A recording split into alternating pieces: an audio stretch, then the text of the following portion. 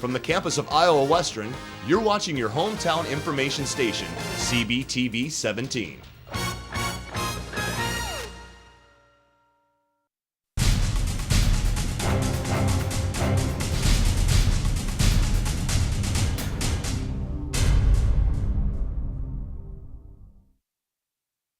This week on Council Bluffs News, Bluffs Tomorrow 2030, the next comprehensive plan for Council Bluffs.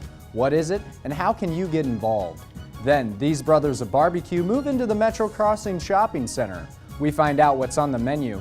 Plus, the Reaver Beat finds out why these people want to be chased by zombies. That and more, all on this week's Council Bluffs News.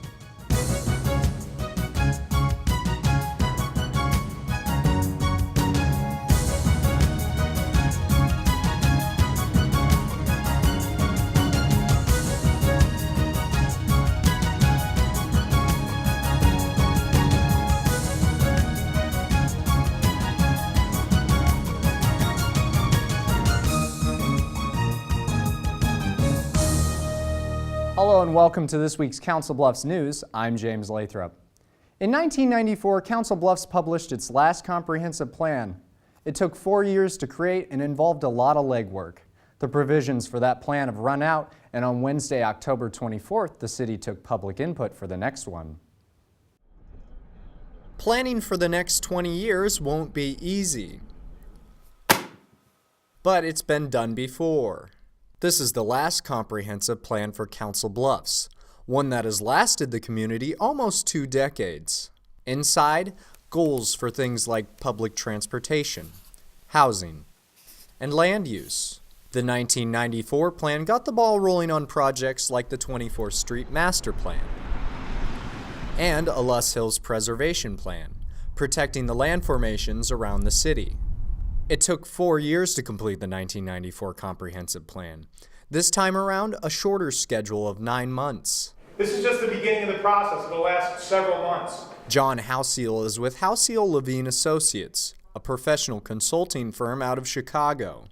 His team is helping draft Bluffs Tomorrow 2030, the next comprehensive plan for Council Bluffs. 95% of our clients are cities across the country.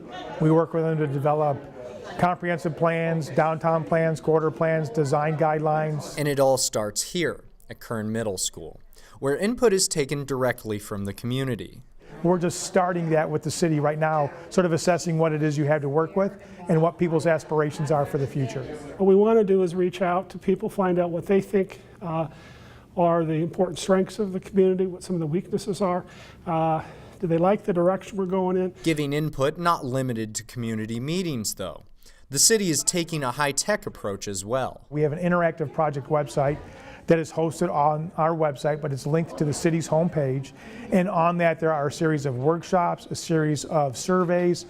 There's an online mapping tool, a proprietary tool that we developed for our firm that we use for all of our projects. And it goes beyond that, with a Twitter page and RSS feeds to help Council Bluffs residents stay updated with the planning process. And it's a way for people to participate online in the comfort of their own home at their convenience, rather than amending their schedules to meet a workshop that we're having in the evening. Public input on Bluffs Tomorrow 2030 will be ongoing for at least 2 additional workshops. Those dates are yet to be announced. For more information, go to councilbluffs-ia.gov and click on the link for the planning site. Well, do you like barbecue? If so, this next one might make you hungry. The Metro Crossing Shopping Center is still growing this week with the grand opening of Cox Bros Barbecue. Well, it's been over, quite a few years. Meet Bud and Bobby Cox, professional barbecuers. We're both chefs to start with. We've cooked all over the South and Midwest, and barbecue has always been our passion. The pair have spent 35 years perfecting the art, all leading up to this. Their third restaurant, strategically placed in the Metro Crossing Shopping Center. This fits right in, and luckily there's no barbecue out here, so I think we're filling a void. But what Bud and Bobby are bringing to the table isn't just barbecue. It's variety. Because what we do is literally the 4 regions of barbecue under one roof. Carolina style, Memphis style, South Texas style, and Kansas City style, all under this roof. We have a sauce that goes with each region, and we have, meats and dishes that reflect each region. The quality, not lost on quantity. The Cox brothers never rush a product. Some of the meat cooks nearly a whole day. We're really proud of this pit, and the meat's all smoked overnight. The large portions, the brisket and pork shoulder, about 20 hours. Turkey's done about 8 hours, and our ribs 4 to 5 hours. Enormous amounts of food calls for enormous hardware to cook it. This smoker can hold 1,500 pounds of food, all fueled by a never-ending flame. This wood is fired up by a coal bed, okay? This is all natural. There's no gas in this thing. We maintain that coal bed 24 hours a day. Our pit was lit about 10 days ago. It's never gone out. It never will go out. We maintain this thing. This thing will run for as long as this smokehouse is here. Cox Bros Barbecue is located at 3515 Metro Drive and is open from 11 a.m. to 10 p.m. They cater as well. If you'd like more information, head over to coxbbq.com. If wine is more of your thing, you can head over to Prairie Hawk Vineyards. This is video of the CB ambassadors welcoming the business to the Bluffs Thursday, October 25th. The winery just south of Council Bluffs offers local wines for any occasion, may it be cooking, eating, or just for the sake of having a glass. All of the wines are moderately priced in the $15 range, and tasting is free. Prairie Hawk Vineyards is located at 21496 Chestnut Road. Their number, 712-256-6770. Coming up after the break, IWTV student Chem Brinklow talks with some Iowa Western students making a difference. Plus, looking for something to do this weekend? We've got a massive list of events in Council Bluffs.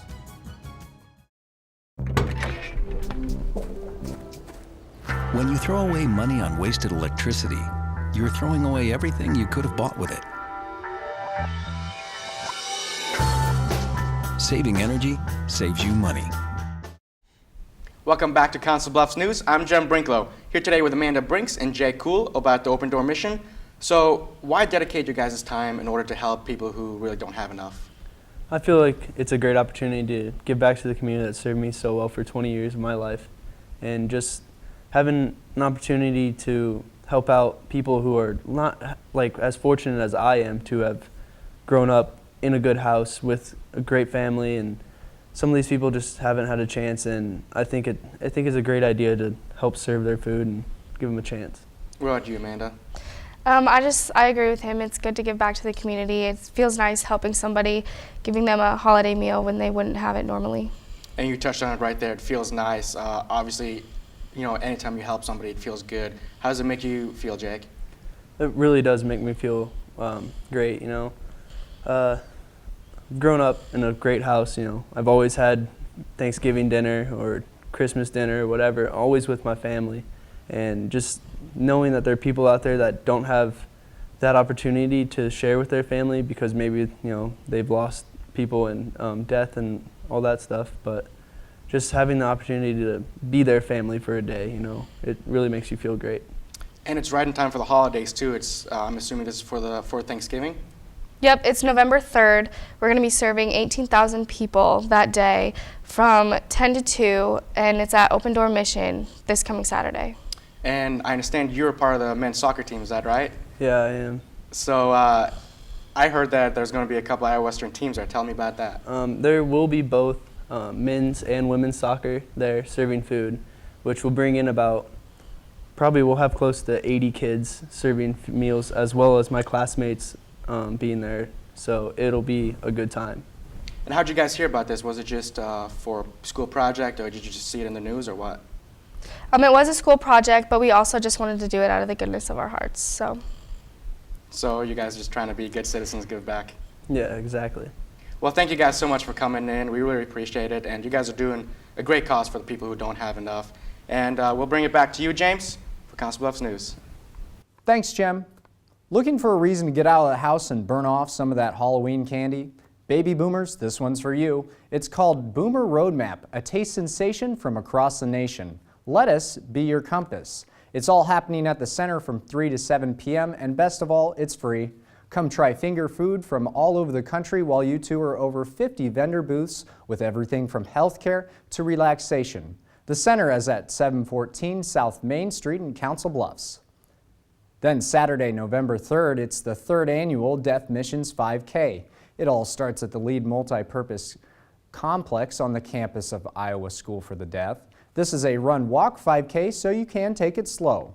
All proceeds from the event will benefit the children's ministries at Deaf Missions. Registration is at 9 a.m. and for more information, call 712-322-5493. Then Sunday, November 4th, the historic General Dodge House is going on tour. It's called Dodge's Bios and Byways. It's a tour featuring places connected to General Dodge. The cost is just $25 a person, including a food reception at the Dodge House. Reservations are requested. The number 712-322-2405 to get signed up. Also on November 4th, take the little ones to the Hitchcock Nature Center for this month's Kinder Nature series. The workshop is on, you guessed it, turkeys. It runs from 1:30 p.m. to 2:30 p.m. The Hitchcock Nature Center just south of Honey Creek, Iowa on the old Lincoln Highway. For details, potcountyconservation.com. They brave harsh weather and high winds just to get a glimpse of a bird. They're hawk watchers, and their job is to count and document the birds. Iowa Spirit's Daniel Johnson has more from the Hitchcock Nature Center's observation tower. The opportunity to maybe see a rare species, the opportunity to see 300 red tails going through in one day, or 1,000 Swainson's hawks, which is pretty cool. Being outside is fun. You get to watch the trees all change and all the grasses change and talk to people that are out here enjoying the day, and it's just a very relaxing time. Yesterday there was, like I said, over 300 birds went through. Pretty close to 300 just red tails. They were running hard. There's one right there. This has been one of the best days I've been up here. I've sat up here and struggled to get to 15. And then all this data is put into the a database called Hawk Count. They have all kinds of hawk watch sites throughout the United States and Mexico and Canada. And they just kind of compile all the data. And it's there if anybody needs to do any kind of research or stuff. Yeah, it gets really cold. This is a mild day compared to December 20th. Then you know you really got dedicated volunteers when they come out here and it's 20, 25 degrees out and the wind's howling out of the northwest, and they're out here for 3 or 4 birds. But every time I come out here, I learn something new. So think you know most of it, and you find out you don't really know anything. I guess you gotta kind of love it if you want to stay out here on bad days, but you gotta take the good with the bad. You can like Iowa Spirit on Facebook. There you can watch other Iowa Spirit videos and find fun things to do in Pottawatomie County. All you have to do is go to facebook.com/Iowa Spirit or find them at youtube.com/Iowa Spirit. Are you looking to adopt a pet? If so, now will be the perfect time with winter around the corner. The Council Bluffs Animal Shelter has tons of cats, dogs, and other critters for you to take home and keep warm. We go there now for this week's Pets of the Week with Mary Jones. Hi, welcome to the Council Bluffs Animal Shelter. I'm Mary Jones, founder and president of Solus, support a local animal shelter, and this darling little dog in my arms is Clyde. Clyde is a 5-year-old Chihuahua mix with a beautiful, beautiful tan and white suit. He's already been neutered, he's microchipped, and he's ready to go home with you. If you're interested in the adorable little Clyde, his phone number is 4860. Once again, this is Clyde, 5 years old, Chihuahua mix, neutered, and ready to go home with you. We seem to have an abundance of small dogs this week available for adoption. This is Buster. Buster is 1.5 years old. He's already been neutered. He has a current rabies shot. He's microchipped. He's heartworm negative, and just like the guy before him, he's ready to go out the door today. If you're interested in this cute little Buster dog, His file number is 1384. Buster, look at all those people. Somebody out there wants to adopt you. Oh yeah, he likes to give kisses too, by the way. Buster, file number 1384. One of the most laid-back, beautiful breeds are the ragdolls. And this is Raleigh. Raleigh is 8 months old. He is a gorgeous little ragdoll mix. Beautiful white feet, gorgeous, gorgeous cat. They're so laid back. They'll lay in your arms for hours like a baby. He is, and he's gonna talk. Cute little beautiful blue eyes. If you're interested in Raleigh, his file number is 1834. Now he's really going to go fast. So if you're interested in Raleigh, hurry to the shelter. Sometimes our life situations change and we don't have time for our animals anymore, or we're moving someplace where animals are not allowed.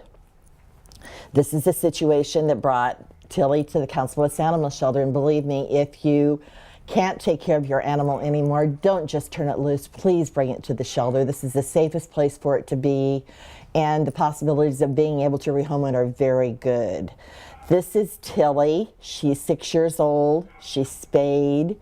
She's declawed on all fours, so she really needs to be an indoor-only cat because she has no defense against anything out there. She is a Maine Coon mix. As you can see, she has an absolutely gorgeous brown tabby suit. And she is a wonderful cuddling cat. She's going to make a perfect lap cat for some very lucky person. If you're interested in adopting this gorgeous Tilly, her file number is 1726.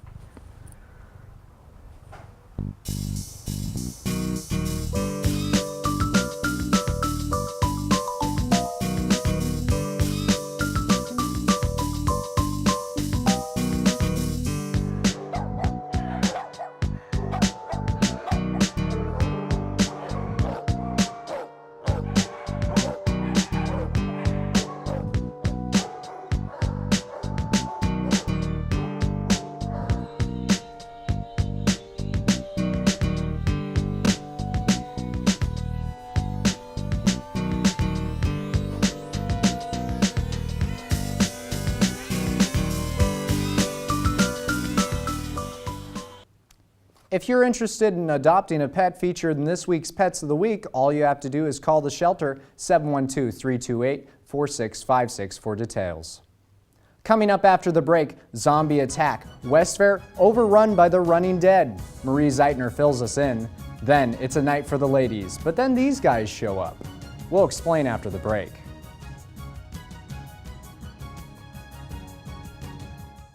Check out this chef, right? So gay. Please don't say that. It's like if I thought this pepper shaker was stupid and I said, man, this pepper shaker is so 16-year-old boy with a cheesy mustache. When you say that's so gay, do you realize what you say? Knock it off. Welcome back. I'm Marie Zeitner with the Reaver Beat. When you think of a 5K race, zombies and obstacles probably don't come to mind, but that's the case with the Running Dead 5K. It's not only a unique race, but it's also helping some Iowa Western athletes. It's a 5K race unlike any other. Try not to get your flash taken by zombies. A race that will keep you on your toes. They're very enthusiastic. Very active. I've never seen zombies move that fast before. It's the only time you'll see zombies in the daylight. The Running Dead 5K race is the first of its kind in the Metro. I've done a lot of different kinds of races, but it's the first one of its type that I've done with the zombies. About 600 runners lace up their running shoes and brave through obstacle courses, never knowing when a zombie might try to grab them. Zombies hunt runners for flags like these. The goal is to cross the finish line alive, meaning you have at least one of these flags still attached.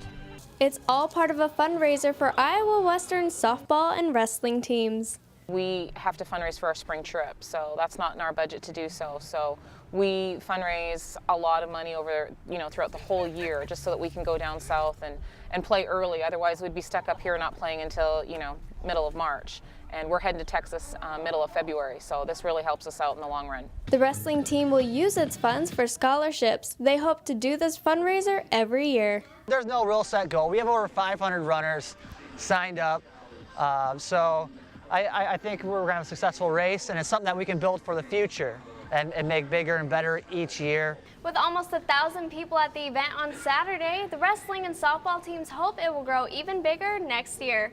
Reaver Wrestling begins in November and Reaver Softball begins in March.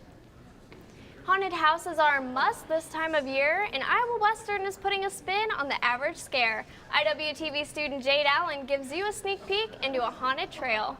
Halloween's coming up, and thanks to the Theater Club and the Tower, we have a haunted forest right on our very own campus. The head of the Theater Club, Garrett Polinsky, didn't give away too many details, but did give a cryptic hint as to what can be expected. Well, they should expect to be scared, first and foremost. That's the biggest thing that I think we're going to be going for, is definitely a lot of fear. I don't want to give away all our secrets, but let's just say that you could see these at a carnival and in Georgia. Comments regarding last year's haunted forest were a large influence on the development of this year's effort. They told us to make it scarier. Obviously, that was first and foremost, and they just wanted us to make it bigger, which I think is something that we've accomplished. They also wanted to have it somewhat indoors a little bit because it was really cold. People walking through the forest will first have to take a trip through a section of the tower, which is currently being given a horrific makeover. Matt McLaughlin, one of the tower's RAs, spoke to us about what gave him the idea to join forces with the Theater Club. One of my fellow RAs came up to me and he told me about a haunted house thing that we were supposed to be having.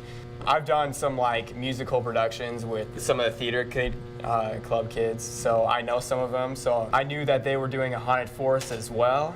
So I had this idea that we would collaborate, and instead of two events, have one big event that was super epic, and we combined our forces. People who think they're brave enough to handle the haunted forest can head to the Reaver Tower on October 30th. The event runs from 9:30 p.m. until midnight. For the Reaver Beat, I'm Jade Allen. With all this talk about zombies and haunted trails, we want to know what you are doing for Halloween this year. IWTV student Shanti Shaknoza catches up with students on campus. Probably a hayrack ride and carving pumpkins with Megan. Probably passing out candy, and then I'll hang out with my boyfriend later in the night. Be in my books, actually. We got a game a little bit after that, so we got to study up for the game. Well, I already had a Halloween party, so right now my plans are just to take my little brother trick-or-treating. I'm probably just going to relax because we have a haunted forest going on actually the night before. Oh yeah, I might dress up. I might have a little scream mask maybe. Famous rapper called Wale, and a lot of people say I look like him, so. Aphrodite, the goddess of love. Victorian age vampire. Ninja, and that was pretty awesome. No. Remember to stay safe this Halloween and try not to eat too much candy. With Veterans Day coming up, Iowa Western is honoring those who have given the ultimate sacrifice for our country. An Omaha couple has created a special display remembering the heroes who have lost their lives since the 9/11 attacks. Countless men and women have given their lives in the war on terror. Every picture in this special exhibit shows the face of a fallen American hero, including Army Reserve Sergeant Nathan R. Field. He was just 23 years old when he died in Iraq. Iowa Western displays remembering our fallen to show appreciation for the sacrifices made since 9/11. Messages and notes of thanks are featured throughout the exhibit, as well as a pair of military boots and wreaths. This is just one way to remember the thousands of men and women who have exchanged their lives for freedom. Remembering Our Fallen is touring throughout the Midwest. It will continue its tour through November of next year. You can check us out on Facebook for more events happening on the campus of Iowa Western. For the Reaver Beat, I'm Marie Zeitner. See you on campus. Thanks, Marie. It's a night for the ladies. The Mid-America Center fills with over 1,000 women checking out 56 different vendors from the area, plus free food and beer, all leading up to a fashion show of an unusual variety. IWTV student Jem Brinklow has more. It may sound like cruel and unusual punishment for 8 men dressed as women to take the stage, but when the winner gets $1,000 to his, or should I say her favorite charity, it becomes a fun event for everybody. If you ask any woman, they'll tell you it's hard to find a whole night dedicated to the ladies. This night, however, it is a woman's world. Regina White is showcasing some things ladies just can't live without. I'm here selling handbags, jewelry, and purses, and fabulous shoes as well. Some other booths, like Michelle Kaufman's, offers medical advice on living a healthy life in honor of Breast Cancer Awareness Month. And Kaufman is excited about all the vendors at Diva Night. I think it's an excellent opportunity for them to come to see the services here at different businesses in Southwest Iowa. Well, that sounds like a woman's paradise, and it gets even better because it's time for the men to join the fun. That's right, they're not women. These men put away the tough masculine side to look pretty. Well, at least they think they look pretty, but it's all for a good cause. I think charities are getting really creative nowadays, and I think that's a great outlet for these guys just to have fun. You have to be pretty brave to set aside the bravado and put on a brassiere. And the divas introduce themselves in dresses, skirts, wigs, and jewelry. In fact, I can't even tell the difference. All 7 men are representing a charity of their choice, but in the end, only one can be declared the winner of $1,000. With the looks of it, it might be a close call. Miss Diva, Jeff Hubbard. There you have it, the prettiest of the so-called pretty. The top diva is Director of Council Bluffs Parks and Rec, Jeff Hubbard. I feel honored. I feel like Miss America winning the pageant. After living like a girl for a couple hours, the contestants are glad to get out of those tight, shiny clothes and high-heel shoes. Well, every woman who gets up every day and dresses like this, I applaud them, putting on all the makeup and the dresses, because I enjoy getting up, taking a 5-minute shower, and being ready for work in 10 minutes. Congratulations to the winner and his charity. For CBTV 17, I'm Jim Brinklow. Thanks, Jim.